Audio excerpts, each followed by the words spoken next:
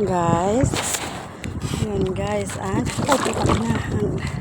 Nakita nyo yan, alimasag yan, lumalapit sa akin, oh, dito na, kasi huhulihin ko siya. Yan ang alimasag. Huli ka, balbon. Yan na siya guys. Baka muna, yan guys, kuha ko na siya. Kuha ko na masag, kaya ng lalaki. Yan, ayan ayan dito ka sa akin kasi dito may maliwanag. Huliin uli. Ako na siya, nadodoon na siya. Diba? Kala niya. Marami na, nakatatlo na ako. Kala nyo di ko kayo makukuha.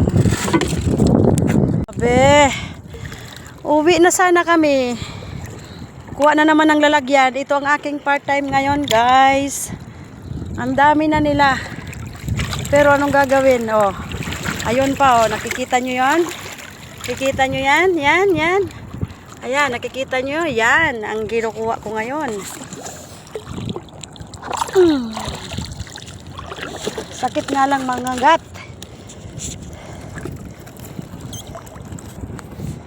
Para lang ako nangunguha ng patatas sa dagat. Di ba? Di ba? Kita nyo yan, ha? Kita nyo yan, yan ang kinukuha ko, guys. Diba? Dito ka, huwag kang tatalon. Ayaw pang bumitaw. Ayaw, bitaw na. Di ba? Yan, guys, karami. Ayan, dami pa, Nakita mo yan? Nakita mo yan? Dalawa-dalawa pa. Aray ko. Sakit. Gusto niyang lumipad ng isa. Baad. Diba? Gusto niya nang tumalo, no? Papakamatay na siya. Ayan pa guys, Pa guys, kita niyo yan. Yan, karami ang mga kinukuha dito. Aray ko, tama na. Grabe ko mga gat.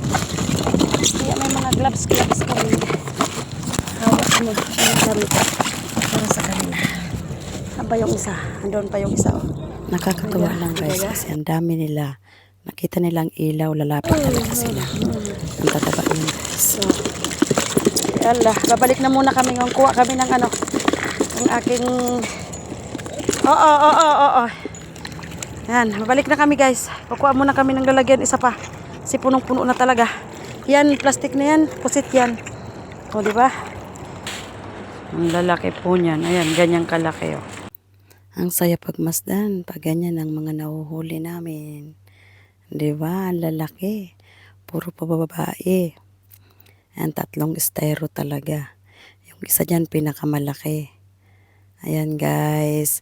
Ready to deliver na yan sa mga customer. Dami. Puro pa babae. Ang tataba. Mga itlogan pa siya guys. Kaya kahit anong pagmamasid, di sila nakakasawang tingnan ba. Kahit nakakapagod. Ang sarap pa ulit-ulit maghuli guys. Kaya sana araw-araw may swerte. Para laging ganyan ang aming huli. Ito pa uwi na kami. Pupunta na kami sa mga customer ko.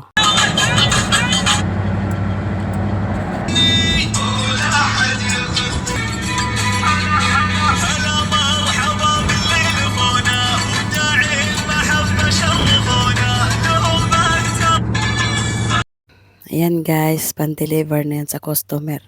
Ayan po, pumubula, ibig sabihin buhay pa yan. Ayan, mga buhay pa yan. Kasi galing nga po kami sa dagat.